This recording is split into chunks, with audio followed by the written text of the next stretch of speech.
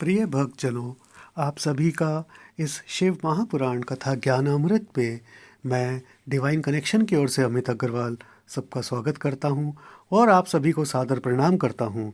आइए आज का अध्याय आरंभ करने से पूर्व वाणी को पवित्र करने हेतु हम भगवान शिव के नाम का उच्चारण करें। जय शंकर शंकर जय शंकर कैलाशपति। जय गौरा गौरा जय गौरा माँ पार्वती। जय शंकर शंकर जय शंकर कैलाशपति। जय गौरा गौरा जय गौरा माँ पार्वती।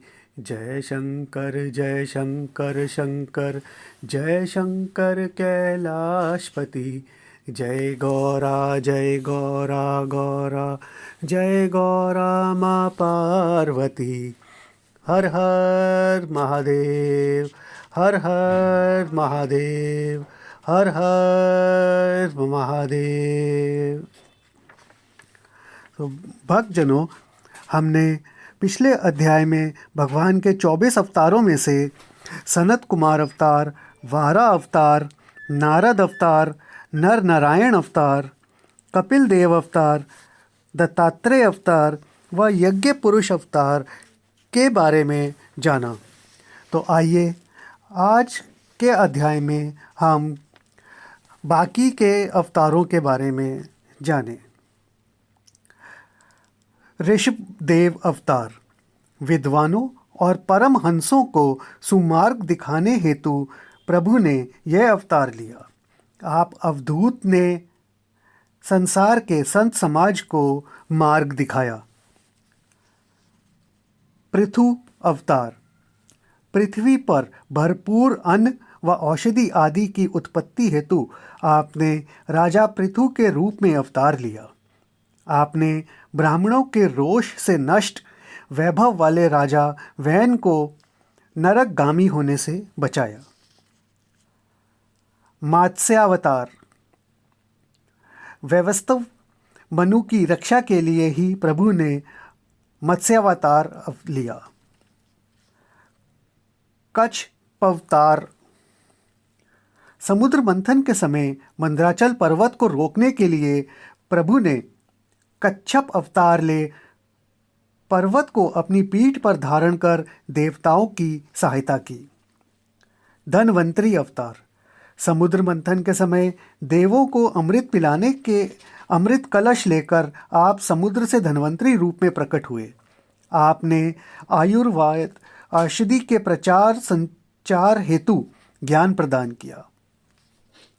मोहिनी रूप अवतार समुद्र मंथन के समय असुरों द्वारा धन्वंतरी से अमृत छीन लेने पर उस अमृत को असुरों से लेकर सुरों को पिलाने के लिए आपने मोहिनी रूप में अवतार लिया। नरसिंह अवतार प्रहलाद के पिता हिरण्यकश्यप को मार भक्त प्रहलाद की रक्षा के लिए प्रभु ने नरसिंह अवतार लिया। वामन अवतार राजा बलि जो महादानी था, उसके अभिमान को चूर चूर करने के लिए आपने वामन अवतार लिया। परशुराम अवतार अभिमानी क्षत्रियों के अभिमान को नष्ट करने के लिए आपने परशुराम के रूप में अवतार ले 21 बार इस पृथ्वी को इन अभिमानी व अत्याचारी क्षत्रियों से खाली कर डाला। वेद व्यास अवतार समय के चक्र में लोगों की बुद्धि मंद पड़ने पर उनकी बुद्धि तीव्र करने व वेदों का प्रचार करने के लिए आपने वेद व्यास रूप में अवतार लिया और महाभारत तथा 18 पुराणों की रचना की। श्री रामचंद्र अवतार संसार में मर्यादा की स्थापना करने, राक्षसों का संहार करने तथा धर्म की स्थापना करने एवं साधु संतों की रक्षा करने के लिए प्रभु ने अपने अंशों सहित अवतार लिया। आपने रावण व कुंभकर्ण जैसे त्रिलोक विजयी राक्षसों का वध किया। श्री कृष्णावतार आपने आसुरी प्रवृत्ति के लोगों जैसे कंस, जरासंध आदि का वध करने तथा पूतना, कालिया नाग जैसे लोक पीड़ितों का विनाश कर ब्रजवासियों को बचाने तथा इंद्र का घमंड चूर करने के लिए इस रूप में अवतार लिया। बलराम अवतार। बलराम श्री कृष्ण के बड़े भाई शेष अवतार थे। इससे पूर्व त्रेता युग में इन्होंने लक्ष्मण के रूप में अवतार लिया था। तब इन्हें भगवान राम से छोटे होने की शिकायत थी। अतः श्री कृष्ण अवतार में इनको अपने बड़े भाई के रूप में भगवान विष्णु ने अवतरित किया। ये अत्यंत बलशाली थे। इनके शस्त्र हल व मूसल थे जो बड़े ही चमत्कारी थे। हंसावतार। भागवत धर्म का उपदेश देने के लिए प्रभु ने हंसावतार लिया। हिरण्यग्रीव अवतार, जिसमें घोड़े जैसी गर्दन। प्रभु ने अपनी नासिका से वेद प्रचार हेतु हिरण्यग्रीव अवतार लिया। बुद्धावतार। लोगों के अंधविश्वास को मिटाने व अहिंसा का पाठ पढ़ाने के लिए तथा मोक्ष प्राप्ति का मार्ग दिखाने के लिए प्रभु ने बुद्ध अवतार लिया। आपने बौद्ध धर्म चलाया। 24वां कल्कि अवतार। कलयुग में फैले पापाचार, अनाचार को मिटाने तथा अपने भक्तों की रक्षा करने के लिए आप कलयुग में इस युग में अवतार लेते हैं। इस युग में अवतार लेने वाला है अभी, परंतु अभी यह समय नहीं आया है। कुछ और भी महत्वपूर्ण अवतार हैं, आइए उनके विषय में भी जानकारी लें। ये 24 अवतार तो भगवान विष्णु के थे, परंतु भगवान शिव के 11 रुद्रावतार तथा शक्ति के 9 अवतार, जिनको नवदुर्गा के रूप में एवं गणेश व कार्तिकेय भी अवतार थे। भगवान विष्णु के भी 24 अवतारों का ही वर्णन किया गया है, जो श्रापवश हुए, परंतु इन्होंने अन्य कई रूपों में अवतार लिया है, जिनकी कथा श्रीमद् भागवत पुराण में विस्तार से दी गई है। अतः ये समस्त अवतार ही ईश्वर के साकार रूप हैं, जो हम वृक्ष, भूमि, पर्वत व मूर्तियों के रूप में देखते हैं। इन सभी की पूजा क्रिया जप तप के आधार पर करते हैं और दैविक व भौतिक सुख प्राप्त कर अपनी भक्ति द्वारा प्रभु के धाम की प्राप्ति करते हैं।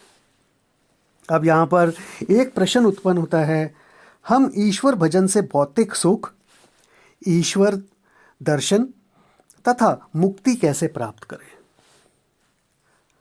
वर्तमान समय में कलयुग के प्रभाव से मोह माया में फंसा जीव भ्रमवश ही ऐसी बातें करता है। लोग अपनी गलती ना समझ संत, महंत, पंडित, पुजारी, धर्मोपदेश व भगवान को दोष देते हैं। रामचरितमानस में महात्मा तुलसीदास जी ने लिखा है, निज ब्रह्म नहीं सबूझत अज्ञानी, प्रभु पर दोष धरहि जड़ प्राणी। इस बात को ठीक से समझने के लिए हमें किसी तत्वज्ञानी सद्गुरु की शरण में जाना चाहिए या फिर सच्चे संत की संगति में जाना चाहिए।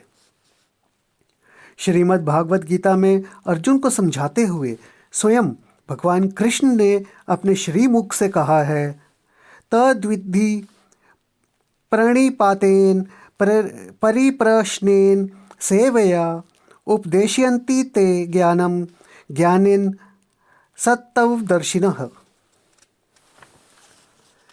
हे अर्जुन, ज्ञान को तू तत्वदर्शी ज्ञानियों के पास जाकर समझ। उनको भली प्रकार दंडवत प्रणाम करने से एवं कष्ट का बिना अनुभव किए कपट छोड़कर श्रद्धापूर्वक प्रश्न करने से तथा उनकी सेवा करने से वे तुझे उस तत्व ज्ञान का उपदेश देंगे। कलिकाल में मानव के भ्रम में पड़ने के निम्न कारण हैं। कहा गया है, जानो या मानो, परंतु कुछ लोग स्वयं तो कुछ जानते नहीं हैं, और यदि विद्वान व संत जन कुछ समझाते हैं तो अहंकारवश उसे मानते ही नहीं हैं। यह सब कुसंग व अज्ञानता के कारण है। कुछ लोभी लालची लोग मार्गदर्शक बनकर सज्जन समाज को गलत दिशा दे उन्हें भ्रमित करते रहते हैं। कुछ लोग हथेली में आम जमाने के चक्कर में अपने धैर्य को खो ऐसे मार्गदर्शक की खोज में रहते हैं जो चमत्कार कर तुरंत उनका कार्य सिद्ध कर दे। कुछ लोग उस परम पिता परमात्मा की तो परीक्षा लेते हैं, दृढ़ विश्वास के स्थान पर तरह तरह की शंकाएं करते हैं। विषय विकारों में मन को अधिक उलझा लेने के कारण भी ईश्वर भक्ति में मन नहीं लगता है। कुछ लोग ईश्वर में भी भेदभाव करते हैं, जब सभी रूपों में वही एक परम पिता समाया हुआ है, अतः मन में भ्रम उत्पन्न हो जाता है। हम ईश्वर को केवल भौतिक सुखों को प्रदान करने वाला मानकर व्यापारिक भाव से उसकी उपासना करते हैं, तब हमें ईश्वर की सच्ची भक्ति कैसे प्राप्त हो? ये एक बहुत बड़ा सोचने का विषय है। अंत में हम इस निष्कर्ष पर पहुंचते हैं कि मानव स्वयं अपनी आंतरिक कमी के कारण अपने मार्ग से भटक जाता है, और सच्चा भाव ना होने के कारण बड़ी बड़ी पूजा पाठ जप तप साधना करने पर भी कुछ हाथ नहीं लगता है। सारा परिश्रम व्यर्थ जाता है और परिणाम स्वरूप व्यक्ति का ईश्वर पर विश्वास उठ जाता है, वह विषयी बन जाता है। अतः इन सभी दुर्गुणों से बचने के लिए हमें सत्संग करना चाहिए। सत्संग से हमें भक्ति व ज्ञान मिलेगा, जिससे हमारे हृदय की अज्ञानता रूपी अंधकार व बुद्धि में उत्पन्न भ्रम दूर हो जाएंगे और हमारा ईश्वर पर पूर्ण विश्वास हो जाएगा। हम विद्वान उपदेशकों द्वारा बताई गई विधि से प्रभु की पूजा पाठ करने लगेंगे और प्रभु भक्ति व कृपा के पात्र बन जाएंगे। ईश्वर की सर्व व्यापकता पर पूर्ण विश्वास करना ही है। कहते हैं, विश्वासम फलम दायकम, अर्थात विश्वास फलदायक होता है। हमें जब तक विश्वास नहीं होगा कि ईश्वर एक है और वही साकार रूप में अनेक है, तब तक सारी पूजा पाठ व्यर्थ है। ईश्वर के अनेक होकर भी एक कैसे हैं, इसको मैं एक दो उदाहरण देकर कल के अध्याय में समझाने का प्रयास करूंगा। तो आइए भक्तजनों, हम नित्य भांति शिव प्रार्थना प्रेम पूर्वक करें।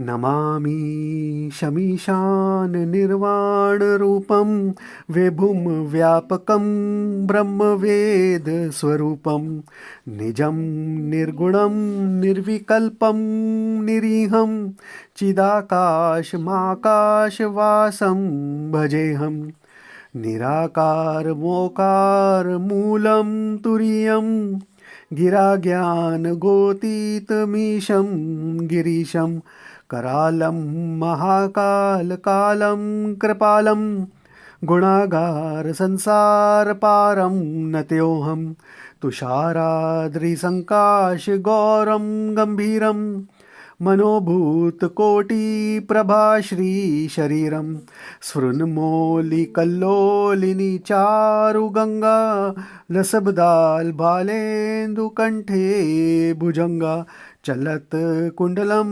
भ्रूसुनेत्रं विशालं प्रसन्नाननं नीलकण्ठं दयालं मृगाधीश्चर्माम्बरं मुण्डमालं प्रियं शंकरं सर्वनाथं भजामि प्रचण्डं प्रकृष्टं प्रगलभं परेशं अखण्डं अजं भानुकोटि प्रकाशं त्रयः शूलनिर्मूलनं शूलपाणिं भजेऽहं भवानीपतिं भावगम्यं कलातीतकल्याणकल्पान्तकारी सदा सच्चिदानन्ददाता पुरारी चिदानन्दसन्दोह मोहापहारी प्रसीद प्रसीद प्रभो मन्मथारी न यावद् उमानाथ पादारविन्दं भजन्ति ये लोके परेव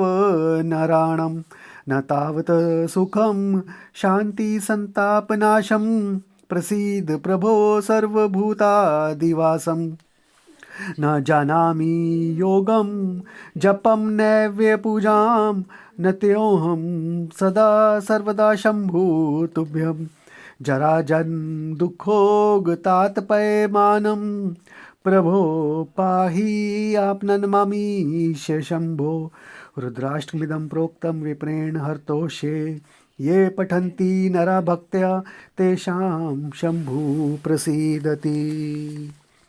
तो आइए भक्तजनों, आप सब मेरी साथ हाथ उठाकर प्रेम पूर्वक 3 बारी बोलेंगे हर हर महादेव। हर हर महादेव, हर हर महादेव, हर हर महादेव।